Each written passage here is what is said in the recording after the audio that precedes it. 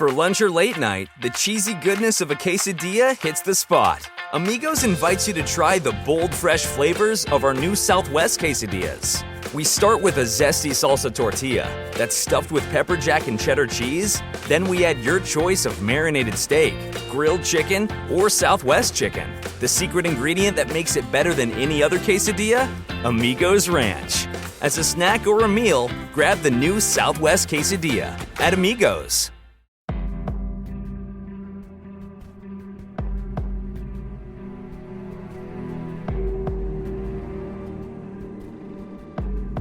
In July 2003, Tim Schuster went missing during a prolonged and bitter divorce. When his body was found in his estranged wife's storage unit, it seemed like a slam dunk case. But the stories that came out as the co-conspirators pointed fingers at each other threatened to confuse the jury. I'm Charlie, and welcome to Crime Lines.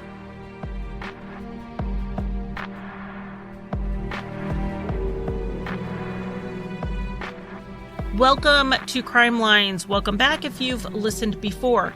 And actually, if you haven't listened before, you should probably stop right now. This is a part 2, so I recommend part 1 first. As you are listening to this, I will be going to Alaska very soon, so check out the Meetup information if you are in the Anchorage area. It's very likely my only chance to go up there and do a meetup, so I hope people can come. And for those who are not in the Anchorage area, next week I will be announcing more information on how to join a virtual meetup in June, so watch for that. Also watch for the after show discussing this case and all things Dateline with the hosts of Date with Dateline podcast. It'll be out later this week. And also, one last announcement before we get to part 2. Next week is supposed to be my week off since I'm trying to do those here and there this year, but since I did a 2-parter and I did make you wait a week for it, I will have a shorter case for you next week to kind of make up for it.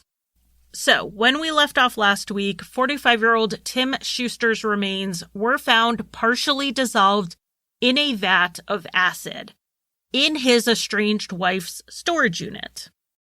At the time his body was found, 43-year-old Larissa Schuster was vacationing with their 12-year-old son in another state. Not wanting to tip Larissa off, giving her a chance to run, the police quickly hauled in 21-year-old James Fagoni, who they suspected of being her accomplice. James was sort of a personal assistant to Larissa, and he had helped her break into Tim's home 11 months before the murder. The investigators believed if anyone knew what happened to Tim, it was James.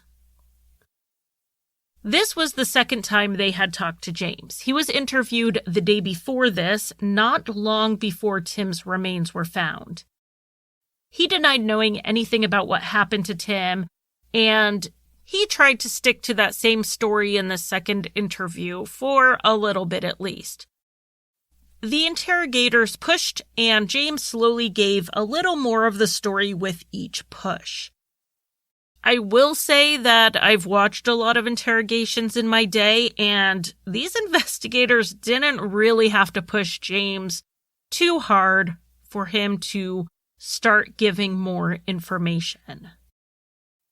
The police theory of the crime was that Tim was killed in the early morning hours of Thursday, July 10th, 2003, after getting a 2 a.m. phone call from Larissa.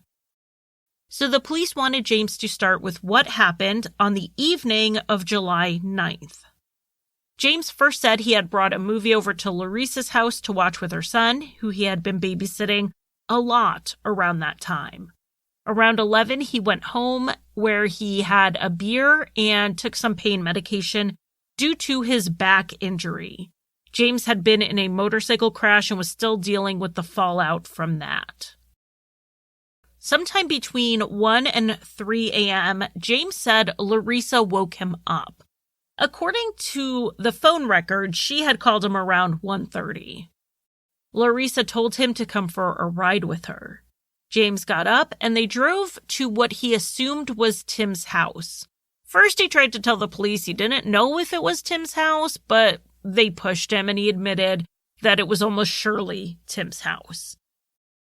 James said Larissa let herself into the house and then asked James if he wanted anything. To James, it looked like Larissa was committing yet another break-in, and James said he just wanted to go home. Larissa then drove him home at that point, but he wasn't sure if Larissa had gone back afterwards or not.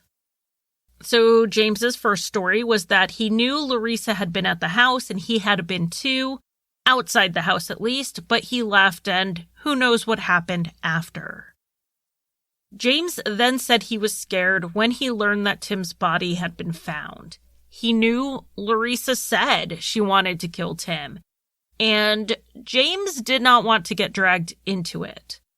But he also admitted he had trouble telling Larissa no, so he was often being pulled into things. This was an unusual relationship between the 21-year-old James Fagoni and the 43-year-old Larissa Schuster. Both denied that their relationship was romantic or sexual, and there were honestly no signs of it. But James seemed very attached to Larissa, willing to do whatever she wanted. James was an intelligent young man. He had been given multiple scholarships when he graduated high school and was even accepted into the Naval Academy. So it seems rather surprising that he would get this absorbed with a woman he had no relationship with other than as her employee.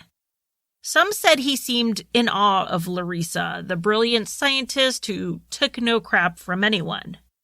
But still, going from admiring your boss to committing B&Es with her is a pretty big leap.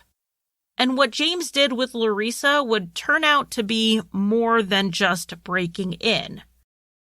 James was not a convincing liar. The police knew the story about him going there, not going inside, and then going home wasn't true.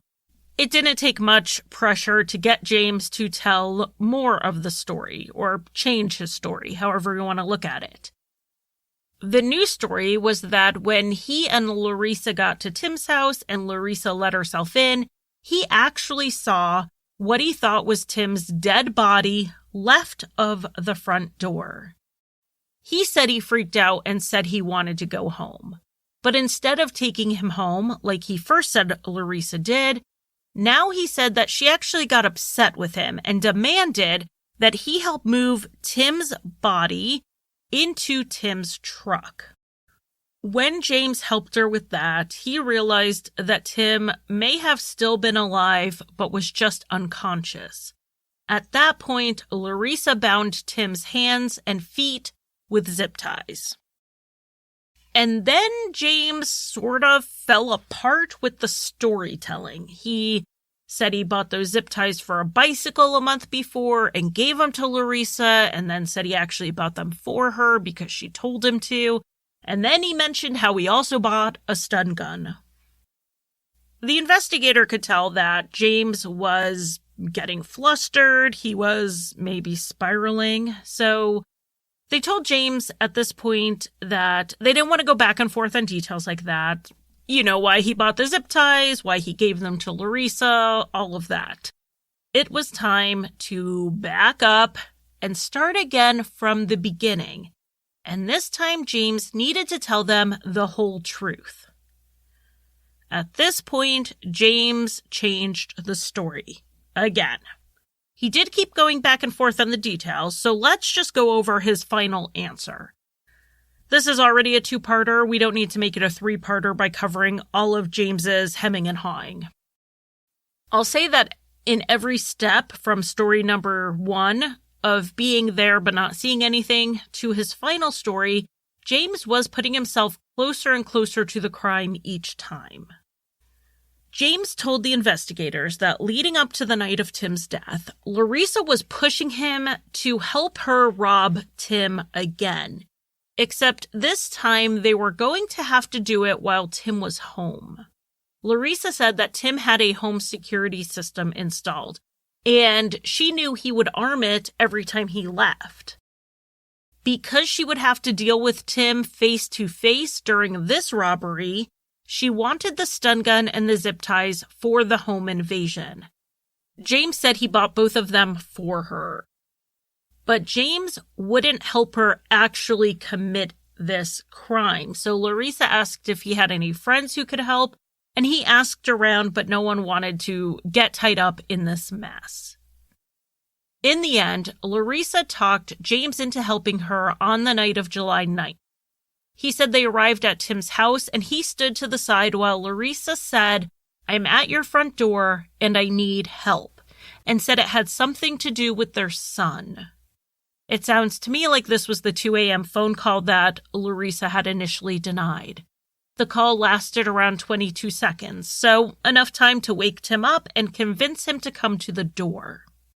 The police believe that Tim didn't trust Larissa 100% here, and so he brought his gun to the door with him. But when he looked out and saw Larissa standing outside alone and in distress, he stuck the gun under the cushion and opened the door. But Larissa was not alone. When Tim opened the door, James rushed him from the shadows and hit him with the stun gun multiple times wherever he could make contact. Tim tried to fight back, and he certainly had a size advantage over James, but he was taken off guard, and of course he's fighting off a stun gun. James eventually had Tim on the floor where Tim kept fighting and left those scratch marks on Larissa's legs. James held him down as Larissa used the zip ties to bind him. Larissa then pulled out chloroform. Larissa told James to keep a lookout to make sure no one came up to the house. James told the investigators that he thought Larissa was going to knock Tim out and they would rob the place and then leave. He didn't see what she did next, but Tim was unconscious when Larissa called James over to help put Tim in the back of his truck. They drove to Larissa's house, with Larissa pulling Tim's truck into her garage and James parking her car in the driveway. Larissa then asked James to get some things from upstairs, including a large blue barrel that he could barely lift with his back injury. Once downstairs, they put Tim's body in the barrel, and then Larissa poured in the acid. James said that when they put Tim in the barrel, he did make some noises. However, Tim was completely limp at this point. So James wasn't sure if the noise was Tim actually breathing or groaning, or if it was from the air being forced from his lungs as they were manipulating his body. Larissa and James then clamped a lid down on the barrel and moved it to a shed in the side yard. They then drove Tim's truck back to his house. At some point in this night, James went home, riding Larissa's son's bike there. He said he then drank and passed out. A day or two after the murder, Larissa came to James and said that the police had talked to her about Tim's disappearance. Larissa said she couldn't keep the barrel at her house any longer, and James then helped her move the blue barrel from her shed to the lab, where they put it in the back room. As James left the lab, Larissa told him to go home and keep his mouth shut. It wasn't long after this that Larissa then told James that they had to move the barrel again. She had hoped the acid would work quickly enough at dissolving the body that it wouldn't decompose to the point of smelling as badly as it did. But it smelled enough that the others at the lab would notice when they showed up to work on Monday. Larissa asked James to rent the truck for her, and he refused. Probably the only smart thing he did here.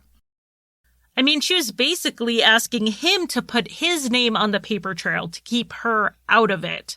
He saw through that and refused to rent the truck in his name. So that's when Larissa got the U-Haul from Leslie, who had no way of knowing what Larissa was really up to. And that's when they moved the barrel from the lab to the storage unit. There were a few details James gave that helped verify his story. For instance, James said he threw the stun gun in a porta potty at a construction site. He drew a map of how to get there, and when the police followed those instructions, they found it. He also said he left Tim's truck keys at a friend's house where he had spent the weekend, and those were also recovered. James told the police he never wanted this to happen. He didn't even want to break in the first time, but he was able to talk himself into it. All they were really doing was taking back Larissa's stuff, things Tim shouldn't have had to begin with. Then he got pulled into the second break-in after trying to resist. And then, without his help or knowledge it was going to happen, Larissa killed Tim. And then James felt scared and like he had to help her cover it up. When this interrogation ended, James went with the police to his house where he signed a consent to search. In his room, they found a receipt for a stun gun on a bulletin board, along with a receipt for the zip ties. They were purchased on June 20th, about 3 weeks before Tim's murder. They also found a bottle that James said had chloroform in it at one time, but he kept the bottle because he liked the way it looked.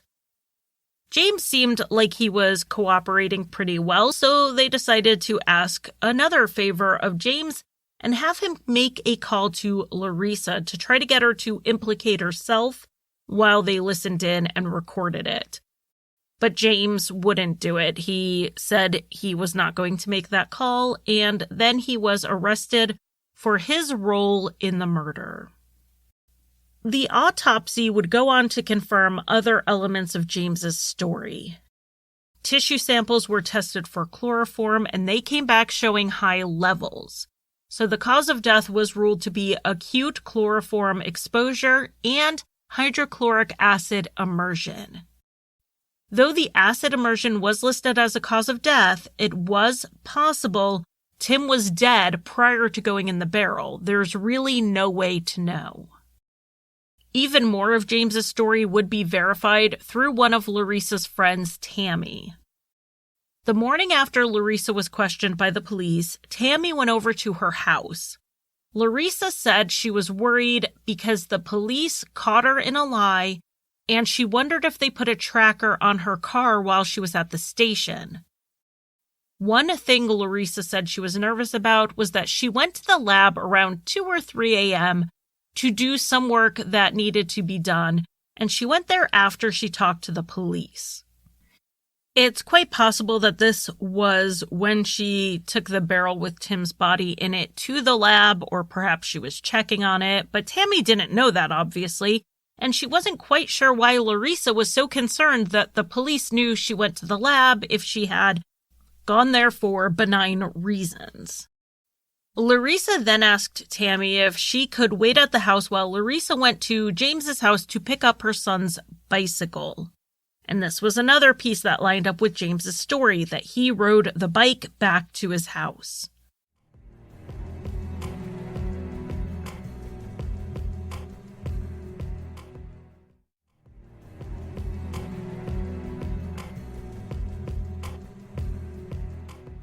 When Larissa got back home with the bicycle, Tammy told her that she needed to know the police could get search warrants while she was on vacation, and that they could also take her computers.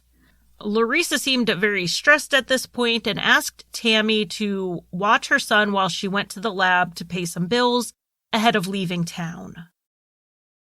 Sometime after Larissa left, between noon and 2, James showed up. He walked right in, he went upstairs, he came down shortly after, and left without saying a word to Tammy. But Tammy thought to herself that he looked unwell, pale, and drawn.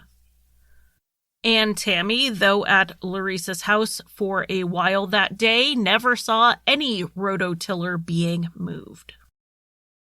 There was one part of James's story that just could not be verified because it was really something only he and presumably Larissa knew. James said he only knew they were breaking into the house. He said he did not know Larissa was going to kill Tim. So was that true? That would end up being for the courts to decide. With Tim's body being found at the storage unit Larissa used, Leslie's statements, James's statements, and all the other witness statements, an arrest warrant was issued for Larissa Schuster. And as far as I can tell, Larissa had no idea. She was on this multi-leg vacation with her son while all of this happened. And when they flew into Missouri to visit with family for the second leg of their trip, Larissa was arrested at the airport in St. Louis on July 16th. She was sent back to California to stand trial while her son stayed in Missouri with his grandparents and sister. At the time Larissa was arrested, she had receipts on her for air fresheners bought on the Saturday she moved the barrel, and a card with the storage unit code written out on it, and instructions on how to access the unit, which further links her to the place Tim's body was found. A cousin of Larissa's from Missouri spoke to the media saying that she knew the couple's custody battle had been bitter, but that Larissa was not a violent person, and being involved in a murder was just not in her nature. And that seemed to be a sentiment expressed by those who knew Larissa from back home. They couldn't imagine the sweet, charming Larissa Schuster would ever be capable of murder. And that also tracks with some things Tim told his friends. Somewhere along the way, after their move to California, Larissa had changed. So now we have both James and Larissa under arrest, and that means we're going to have a number of pretrial motions. Oh, this case had so many pretrial motions, but let's just cover the big ones. In one of them, Larissa sought a court order to bar her 18-year-old daughter, Kristen, from talking to her little brother until after the trial. It was anticipated that this poor 12-year-old was going to be called as a witness, and his sister fully believed their mother was guilty. The defense didn't want her influencing his testimony or his perceptions.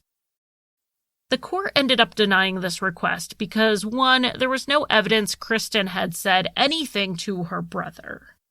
She had made a post online in response to another family member that was disparaging of Larissa, but that really wasn't proof of interfering with a witness.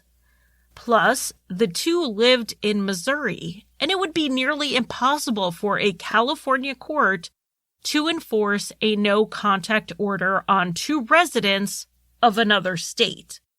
The practicality of the request definitely influenced the decision. Another motion is one we're very familiar with. James wanted his statements to the police to be thrown out, but that was denied. But maybe the most important pretrial motion here was the motion to sever the trials, which was granted. This came up in the Franklin Pulliam case, that the severing of the trials makes it a little easier for the obvious defense of pointing the finger at the other person, which is exactly what we're going to have happen here. James went to trial first in late 2006. He had been charged with murder, kidnapping, residential burglary, and torture, and they had a few special circumstances in there, including financial gain and lying in wait. Some of those special circumstances and the torture count were dismissed ahead of trial. James had given a full confession, so in a simpler world, the state would have just played that and rested their case. But of course, it is not that simple, and they called a number of witnesses and entered all of the evidence we've already gone over. And this evidence and these witnesses largely supported the confession. Now, if James was going to truly defend himself and have a chance at something less than life in prison, he was going to have to take the stand and explain things to the jury. And that's what he did. James explained how he met Larissa and was hired as a lab tech. He said that shortly after he started working there, he was dumping some waste into a barrel and mentioned how he had a teacher tell him a story about a man who disposed of his wife's body by putting her in a barrel of acid. He said he never imagined Larissa would take that offhanded comment and hold on to it. He said that it was several months later that Larissa told him she was getting a divorce, and months after that, Larissa said she was angry Tim had taken things out of the house while she was out of town. She knew he was going out of town for a week in August, and she wanted to go get her stuff. James testified how they got into the condo, which really shows how Larissa can plan things. Larissa had driven out to the airport where Tim had parked his truck. She found the truck, which she had a spare key to, and got his garage door opener out. They then drove to the condo, opened the garage with the opener, and then pried open the door from the garage into the home. James told the jury that at this point, he was really just along for the ride. Larissa was the driving force. It was about 2 months after the break-in that James left his job at the lab, testifying he was bored with it, but also that he wanted to get away from Larissa. He didn't really manage to go far from her since he kept babysitting her son. He said it was because he had become close to him and felt a big brother protectiveness. Larissa also paid him well for small tasks, and that, along with his regular job, meant the money was pretty good. As for the murder, James told a similar story as his confession, though with more details. But he was clear that Larissa had only ever talked to him about a break-in. She said that Tim had the alarm system, so they were going to have to do it while he was there. But chloroform would essentially erase his memory of who entered the house. By the time Tim woke up, they would be long gone. Tim would suspect that Larissa was behind this, but he wouldn't be able to prove it because he wouldn't remember anything. And that was the real motive behind this. Larissa wanted Tim to once again know that she entered his home and again be unable to do anything about it. James was the one who brought up the stun gun, telling Larissa that he saw one used in a movie once and that it knocked the person out right away. Larissa told him to go ahead and get the stun gun, but he didn't. Not right away, at least. Even though Larissa never mentioned to James that she was going to murder Tim, he knew that something like this could go sideways. He was afraid it would get out of hand and someone would get hurt, so he dragged his feet on the tasks Larissa gave him. He even tried to use his injuries from his motorcycle accident as a way to get out of the scheme. James said Larissa became more and more forceful, especially after she gave him money to buy supplies and potentially to pay friends to help. He kept putting it off until he began to worry about his personal safety if he didn't do what Larissa asked of him. So he made small moves towards it, like buying the stun gun. But soon enough, Larissa's deadline for the break-in came. She wanted it done before her vacation. On the night of the murder, Larissa called James around 1:30 in the morning. She told him, "Get his things and come out." And he knew that meant to get things for the robbery. He told the jury he was scared, but he thought if he was loyal to Larissa, he would be safe from her wrath. He also wasn't entirely sure that they were going to go through with the break-in that night because Larissa had mentioned just scoping out the place. So James got into her vehicle, not knowing if they were going to go break in or if they were just scoping out the place. James then testified that as he stood off to the side, he hoped Tim wouldn't come to the door. But when he did, James stepped out of the shadows and attacked him with the stun gun. James said that in the fight with Tim, he managed to get him in a headlock and that Tim passed out, and that's when Larissa used the chloroform. And that's one of those little details that changed a bit from his initial confession. James was clear at this point that Tim was still breathing. He was actually making snoring noises.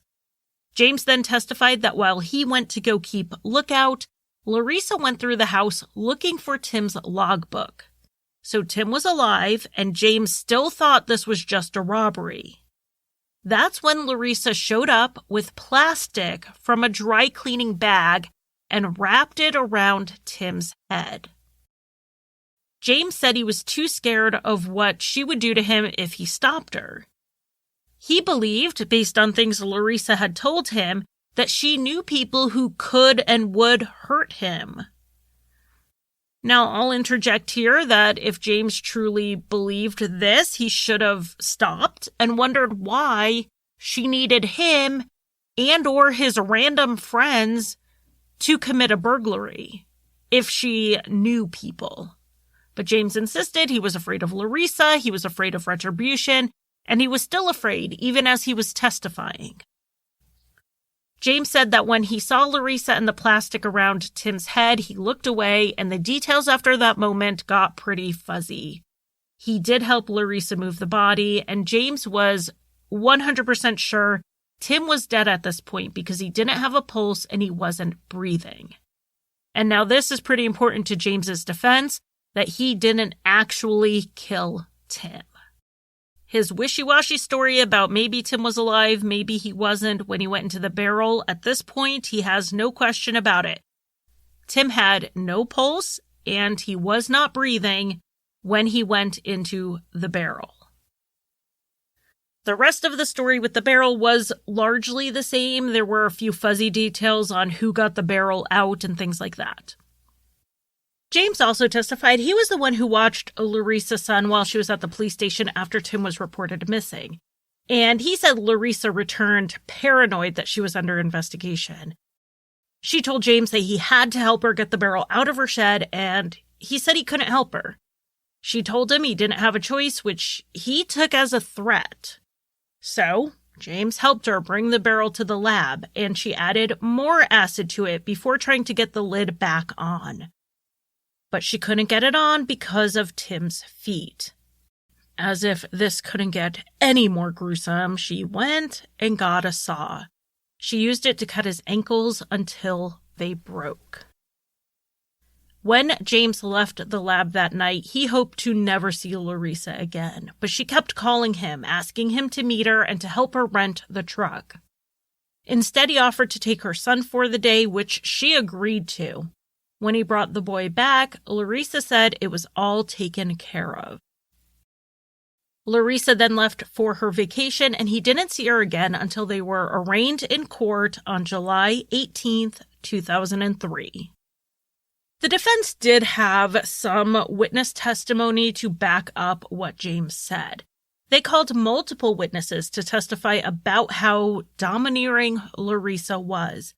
They painted her as a manipulative bully, and James as the follower who didn't even know he was following Larissa into a premeditated murder plot.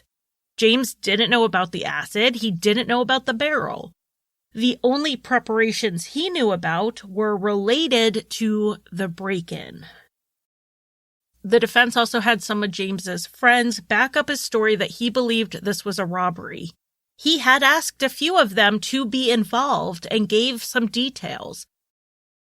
And those details were all about a robbery. And then they called a psychiatrist who had examined James for about 14 hours over 5 separate appointments. He also had access to documents pertaining to the case, including a video of James's interview with the police. The psychiatrist, Dr. Hosepian, testified about the relationship James had with Larissa and said it started off good, but soon became one in which James felt, quote, intimidated, threatened, and fearful. This change occurred around the time of the first burglary. Eventually, he feared a violent response to any signs of disloyalty. Due to this fear, James went along with Larissa, and then, when he realized she killed Tim, he dissociated. The way he described how he felt was along the lines of this. And Dr. Hosepian diagnosed James with PTSD. The defense knew the jury was going to wonder why this man, who didn't live with Larissa, no longer worked for her full-time, wasn't sleeping with her, had no financial dependence on her, Why he didn't just walk away when she was pushing him into these break-ins. Just stop answering the phone and it would have been over. But he didn't do that, or he didn't feel like he could do that. And then why didn't he walk away when Larissa killed Tim? Instead, he helped her clean up. Not just that night, but he helped her move the barrel to the lab. Dr. Housepian's testimony was an attempt to give a psychological explanation for what was going on in James's head. But I mean, it's hard to understand even with this testimony. And I'm sure the jury also heard another reason James agreed to help Larissa. She paid him. He got $2,000 for this second quote-unquote break-in. The jury took the case, and on December 12th, 2006, they came back having found the defense explanations unpersuasive. James Fagoni was found guilty of first-degree murder and first-degree burglary, but they did acquit him of kidnapping. He was sentenced to life in prison without the possibility of parole, and his appeals have been denied. Larissa went on trial in October 2007, 10 months after James's conviction. Due to all the pretrial publicity on the case, as well as the media coverage of James's trial, they had to move the trial to a different county to find an impartial jury. Now, the best witness against Larissa would have been James, except it couldn't be James. James had already filed his appeal, which, side note, was a huge source for this episode. But because James's appeal was pending, he couldn't be forced to testify because he had a Fifth Amendment right to not incriminate himself. And since James wasn't available for cross-examination, his confession that implicated Larissa also couldn't be played for the jury. So the state had to put this together without James. Fortunately for them, they had a lot of witnesses who had pieces that didn't require James to back it up, like Teresa, the manicurist, Leslie, the one who rented the storage unit and the U-Haul, and then there were others we haven't mentioned yet, like a neighbor named Judy, who said that at some point in June 2003, she saw Larissa move a large blue barrel into her garage. This was the month before Tim's death. The barrel had been ordered and shipped to the lab on April 30th, 2003, where it sat for several weeks. The lab Larissa owned did use large barrels like this, except the ones they used had small openings at the top. They were for the disposal of hazardous items. This barrel had a top that could be completely removed, and they never used those. A lab employee even asked Larissa about it. Larissa said she was using it for yard waste, but then asked if the employee thought a body could fit into it.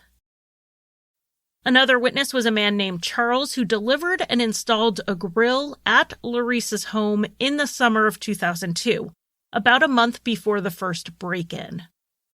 Larissa asked him if he did odd jobs, and he said he did. That was perfect because Larissa, with Tim having moved out, needed more help around the house to do the things she didn't have time for. But then Larissa asked Charles if he would help her get her stuff back from her ex while he was out of town. She told him he could take anything he wanted from the house.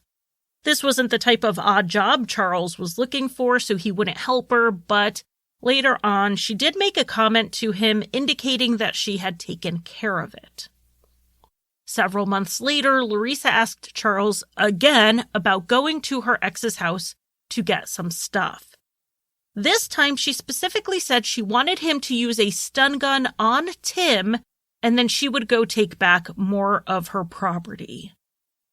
She did offer to pay him for this, and he said she didn't mention anything about murder. But, again, not the type of odd job Charles did, so he declined to help her.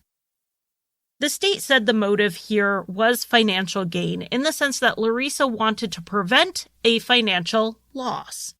Tim owned 49% of her business. She was living in the family home, which was worth over $600,000, and Tim would be entitled to 50% of the equity. There was a lot of money at stake. To bring the case together, the state played the threatening voicemails that Tim had saved. This would be a juxtaposition to when Larissa took the stand and turned on the charm. Larissa's defense attorney had waited to give his opening statement until after the state rested their case, and he let the jury know that their defense was simple. Larissa didn't do it. James did it, and she helped cover it up. Her attorney told the jury that Tim was the angry spouse and the one who belittled his wife. After she filed for divorce, Tim began stalking her. The voicemails Larissa left weren't proof of homicidal rage. They were stemming from Tim's behavior towards her after she filed for divorce. But they had stopped a full 7 months prior to the murder. He told the jury that Larissa didn't know Tim was dead when the police first interviewed her. When she went home after, she told James that she thought Tim had purposely disappeared to ruin her vacation with her son. James told her that there was actually nothing to worry about because he had killed Tim and hid his body in the shed. Larissa was shocked and scared, but she didn't call the police. She chose to keep James's secret, not for James's sake, but for her son's. She knew that learning his father was dead would obviously ruin his dream vacation, and she wanted him to have that before the reality set in for him. The attorney said, of course, she shouldn't have done that, and she shouldn't have been thinking that way, but that was the truth. Larissa, though she helped cover up the murder, did not participate in any way. He also said that the idea that Larissa had more to gain with Tim dead just didn't track. The business wasn't worth nearly as much as the state said, and if Tim died, his half wouldn't go to her anyway. It would go into trust for the children. So either way you looked at it, divorce or death, Larissa was going to have the same financial outcome. Like James, Larissa opted to testify in her own defense. She testified about how the marriage fell apart and how stressed she was when Tim moved out, taking things with him that hadn't been agreed to. And then she admitted that she did break in and take her things back in August of 2002. To explain her voice messages to Tim, Larissa said they were wrong, but there was a lot going on, like how Tim would use their custody order against her. And that's also the source of her venting about Tim, saying things like she wished he was dead. She wasn't serious about it. She was letting off steam. Larissa admitted James was one of the people she vented to. James listened, but he didn't seem to hold any personal animosity towards Tim himself. But leading up to her vacation, she did tell James that she was worried Tim would interfere with the trip, even though it was allowed in the custody agreement. But she thought things might be okay because her attorney had called and told her about a stipulation Tim's attorney had sent over. In exchange for not objecting to Larissa taking their son out of state for 2 weeks, Tim would get 2 weeks straight in August. So while she was still worried Tim wouldn't bring their son back in time for their early morning flight, she was feeling like things would overall work out. They were finally compromising on something. So Larissa was telling the jury that things had been bad, but they looked like they were getting better, which was an attempt at dismantling the motive for her to kill Tim. Larissa then had to explain why she lied to the police about the phone call. Larissa said she had actually forgotten about it initially. She had called to make sure Tim was going to drop their son off in time for the flight and that things would go smoothly if she signed that stipulation. She said their conversation was short, which is backed up by the phone records. After Larissa remembered the call in the police interrogation room, she kept lying about it because at that point, she thought it would look suspicious if she admitted that, oh yeah, suddenly she remembered. And then if they suspected her of doing something to Tim, they might detain her. And if they detained her, that vacation would have been impacted. She didn't want her son to lose this trip. When Larissa left the police station, it was between 1 and 2 a.m., and she testified that she was exhausted and she was upset. She was half convinced that Tim disappearing was an attempt to interfere with that vacation. When she got home, her son was sleeping, but James, who was babysitting, was still awake.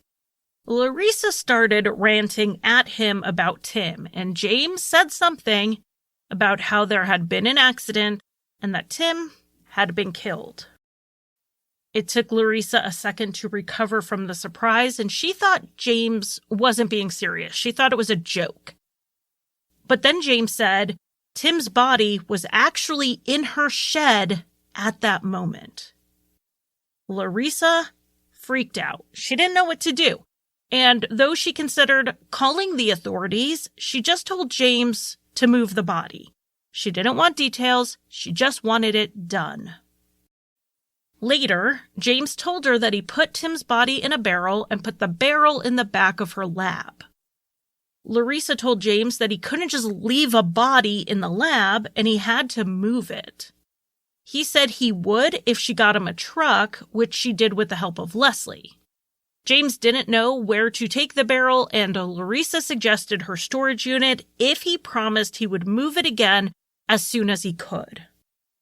Again, Larissa said she considered calling the police at this point, but she knew that it would be the end of those vacation plans. She said she was overwhelmed at the time, and she realized now that these were bad decisions. A little harder to explain were her decisions from before Tim's death. She just so happened to buy the acid that was used to dispose of Tim's body a couple of months before. Larissa said it was for a cleaning project in the lab that was periodically done. And then there was the barrel, the type the lab didn't use, that she ordered again ahead of time.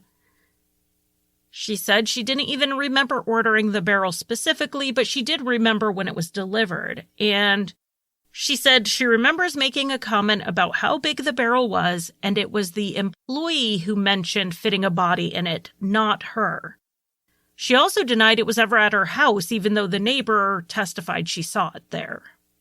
As for the $2,000 payment that Larissa made to James, she said it was just a bulk payment for babysitting and household tasks, and she gave James that much at once because he was moving into his own apartment.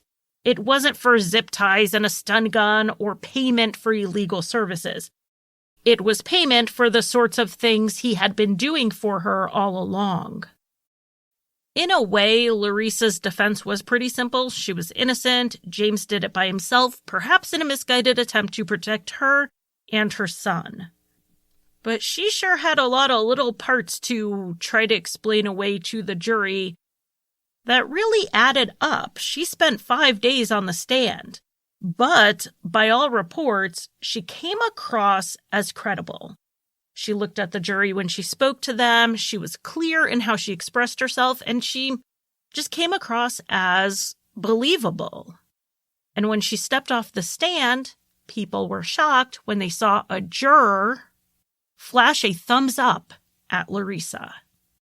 The judge, of course, pulled that juror into chambers, and she said she hadn't made up her mind about guilt or innocence, and she hadn't communicated with Larissa other than that one thumbs up, but she just wanted Larissa to know that she did a good job on the stand, given all the pressure she was under.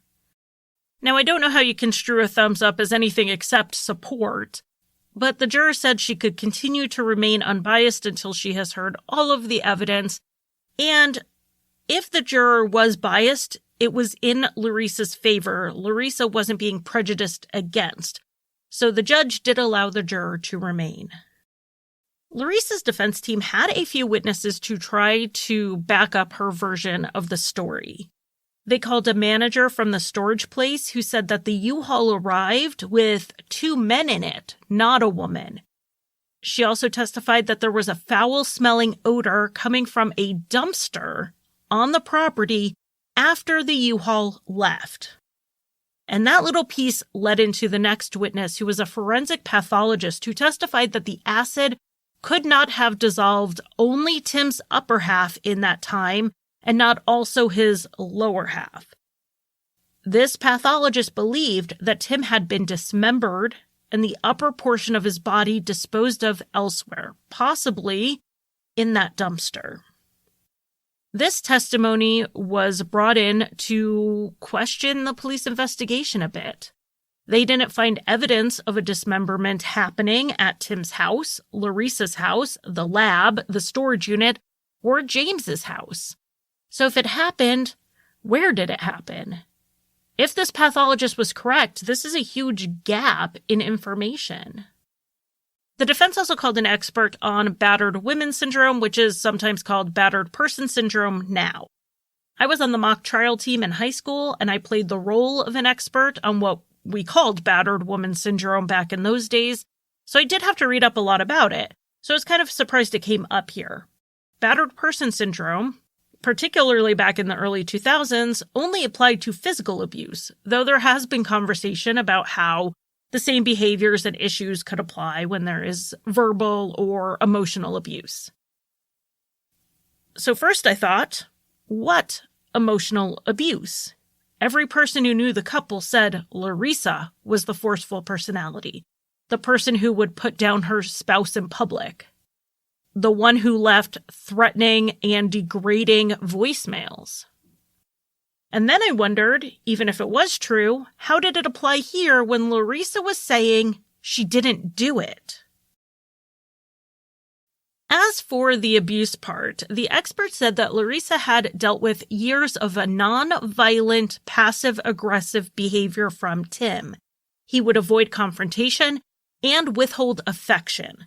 Larissa felt trapped in the marriage, and when she finally filed for divorce, she was still trapped as they couldn't settle the divorce. Because Larissa had been in a violent relationship while in college, someone who did physically abuse her and stalk her, this compounded the issues she had with Tim, even though it had been 10 years of a relatively healthy relationship in between. When Larissa would get angry and Tim would back down, she didn't have an outlet for her anger, and that actually made her more angry. And the defense was not presenting this as an explanation for murder, but rather as an explanation for why Larissa kept telling people she wanted Tim dead and why she left him all those horrible voicemails. She was lashing out due to the years of passive-aggressive behavior from Tim. The expert testified that Larissa showed signs while Tim was alive, such as depression and hair loss, and she showed it after he died, when the expert examined her. She was still obsessed with her relationship with Tim. She would bring up mild complaints about him and was clearly still distressed over it, more so than was reasonable considering he was dead. In closing, the state actually attempted to use this against Larissa.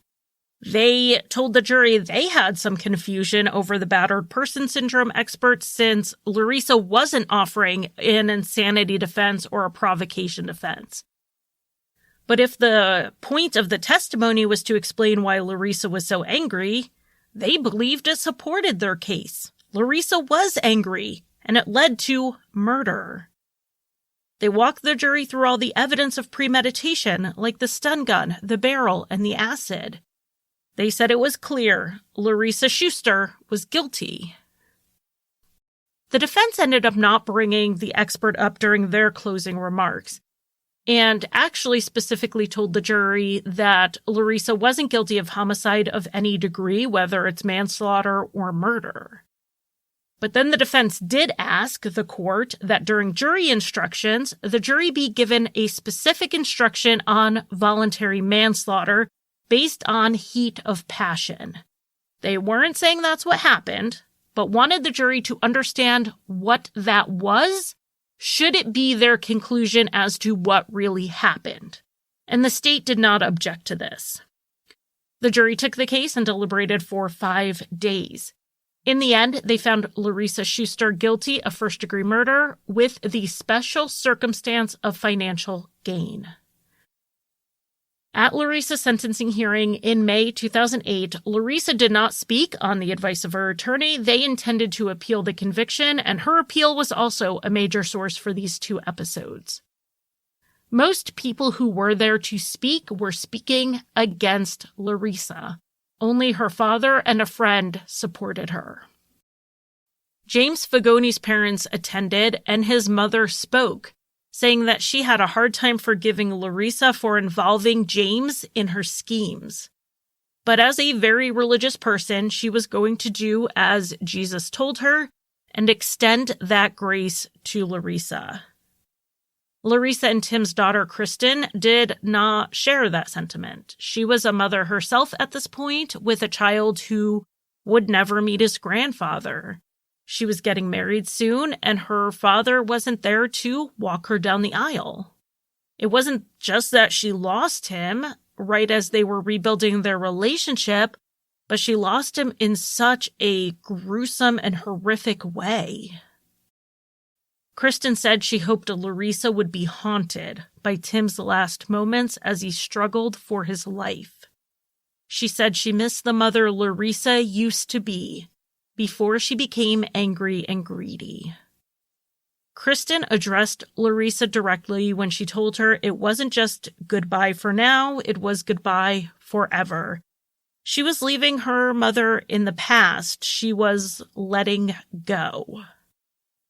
They always say not to wait for an apology before you forgive someone, and I think that's a good thing, since based on everything I've read and watched about this case, I don't think Larissa is sorry for anyone except herself. After the victim impact statements, Larissa was sentenced to life without parole.